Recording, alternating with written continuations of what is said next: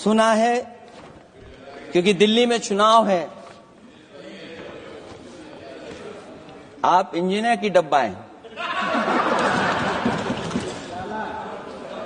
ये हमारे पुराने माननीय सदस्य हैं, आप हम एक हैं, बस जगह अलग बदल गई। जिस विभाग के मंत्री हैं वो हमारा ही काम है, आप लोग अच्छा नहीं कर रहे हैं।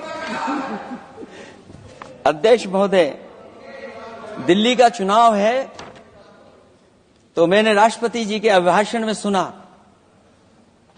कि यहां पर मेट्रो की जो दूरी है वो दुगनी कर दी गई है, पटरी दुगनी कर दी गई है, एक्सपेंशन हो गया है इतना। अध्यक्ष महोदय, मैं स्वीकार करता हूं दिल्ली का चुनाव है, एक्सपेंशन की बात करेंगे, लेकिन कभी आपने क्यूटो का नाम सुना है?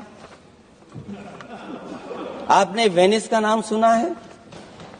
मैं अध्यक्ष महोदय आपके माध्यम से, जिसको क्यूटो बनाने के लिए सपना देखा गया था, 10 साल पूरे हो गए हैं, अभी तक वहां पर मेट्रो की शुरुआत नहीं कर पाए हैं। और अध्यक्ष महोदय, मैं ये बात इसलिए कह रहा हूं, अध्यक्ष महोदय मैं इसलिए बात कह रहा हूं कि जिस समय समाजवादी सरकार थी, जितनी भी मेट्रो आज यूपी में चल रही हैं, सब की सब समाजवादियों की देन है, एक भी आपकी देन नहीं है। और इस समय पर मैं याद करना चाहता हूं, उस समय देश के प्रधानमंत्री मनमोहन सिंह जी को जब मैं पहली बार मुख्यमंत्री बनकर के उनसे मिलने गया था, मैं बहुत सारे उनके काम उत्तर प्रदेश के लेकर के गया था।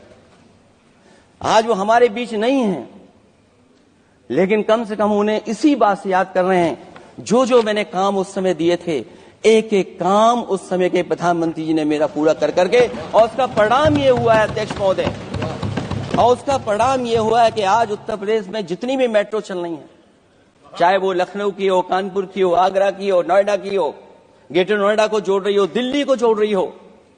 और अध्यक्ष महोदय, जिस समय उद्घाटन हुआ था दिल्ली से नोएडा को जोड़ने वाली मेट्रो का, उस समय देश के प्रधानमंत्री एक विदेश के बहुत बड़े उनके साथ बैठ करके गए थे उद्घाटन करने।